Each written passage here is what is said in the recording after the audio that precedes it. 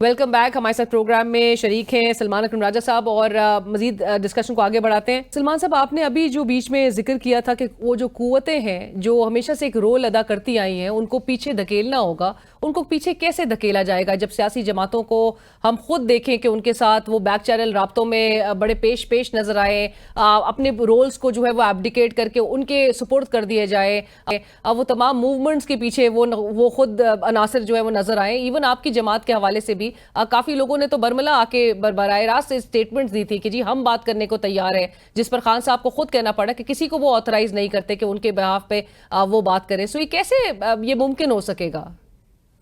देखिए जो एक अवामी तहरीक है, जो अवामी ताकत है, बिलाखिर उसका मकसद यही होता है कि जो कुव्वतें हावी हैं निज़ाम पर, आइन पर, जमहूरियत पर, अदलिया पर, वो माने अपने सही किरदार को और पीछे हटें। तो उनसे बात तो बाहर आखिर करना होती है। खान साहब ने कभी भी मुज़ाकरात का दरवाज़ा बंद नहीं किया, लेकिन मुज़ाकरात आइन के लिए होंगे, अदलिया की आज़ादी के लिए होंगे, जमहूरियत के लिए होंगे, किसी चोर दरवाजे से हुकूमत में आने के लिए नहीं होंगे।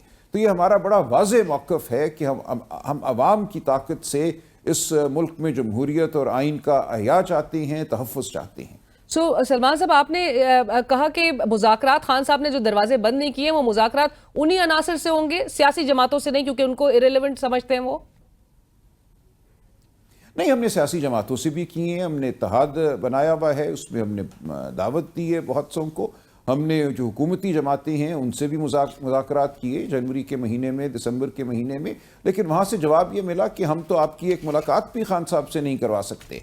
उनको एतराज़ बज़ाते खुद नहीं था, लेकिन जिससे वो इजाज़त मांगते थे उनको इजाज़त नहीं मिलती थी, और मजबूरी लाचारी तो उनकी जानिब से हमारे सामने आई।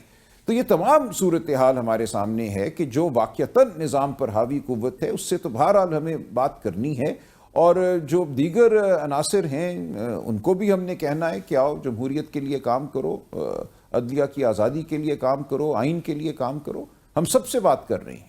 राइट। और सलमान साहब, चूंकि आपने जिस तरह से कहा कि एक तो ये भी बड़ा मुश्किल हो गया कि आप लोग ने अदालत की जानिब से वो अहकामात सामने आए, बाकायदा SOPs जारी हुए, ताहाल नज़र आ रहा है कि वो लिस्ट के बावजूद लोगों को मिलने की इजाज़त नहीं दी जाती है। एक्सेस चोक हो चुका है आप लोग के लीडर से आप लोगों का। कल फिर एक मंगल आ रहा है और इस किस्म की सूरत हाल देखने में आएगी। बट सलमान साहब, ये ज़रूर बताइएगा कि आज तहरीक तहफ़्फ़ुज़ आईन पाकिस्तान की जानिब से जो कौमी एजेंडा 16 नुकाती कौमी एजेंडा पेश किया गया, सामने रखा गया, उसको किस तरह से लेके अब आगे बढ़ा जाएगा, कौन उसको लीड करेगा? और मौलाना साहब की पार्टी इसमें शामिल नहीं है, दीगर सियासी जमातें और भी हैं जो इसका हिस्सा नहीं है इस कौमी एजेंडे का, कैसे फिर इसको इस पर अमल दरामद को भी यकीनी बनवा सकेंगे?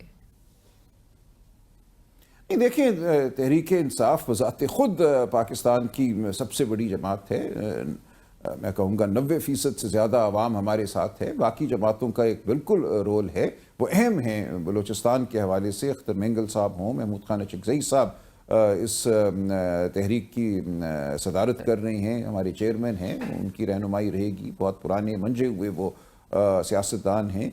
इसी तरह सिंध में GDA की जमातें हमारे साथ हैं, और मज़ीद लोगों को हम दावत दे रहे हैं। ये काफ़िला इंशाअल्लाह बढ़ता ही चला जाएगा। लेकिन PTI बज़ाते खुद इस मुल्क की सबसे बड़ी सियासी हकीकत है, और ये कोई मामूली बात नहीं है कि हम लोगों को साथ लेकर बाहर निकलने को तैयार हैं, निकलेंगे, सड़कों पे होंगे। ये फैसले हम चाहते हैं कि अदालतों में हों, मुज़ाकराती टेबल पर हों, लेकिन अगर नहीं होते तो हमें सड़कों पर निकलने के हवाले से कोई आर नहीं है, ये ज़रूर होगा।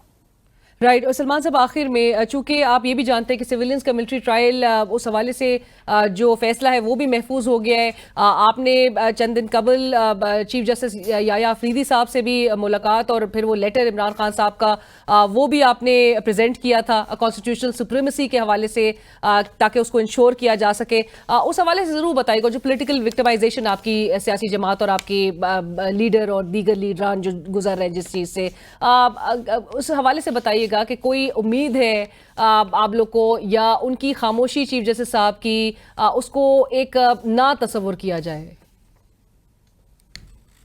नहीं, देखिए, हमने तो अदालती ज़मीर को भी झंझोड़ना है, हमने जो मुक़तदरा है उसके ज़मीर को भी झंझोड़ना है।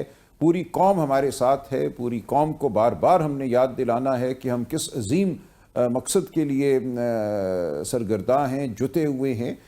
چیف جسٹس صاحب کی جانب سے اتنا ہی میں کہوں گا مثبت جواب آیا ہے.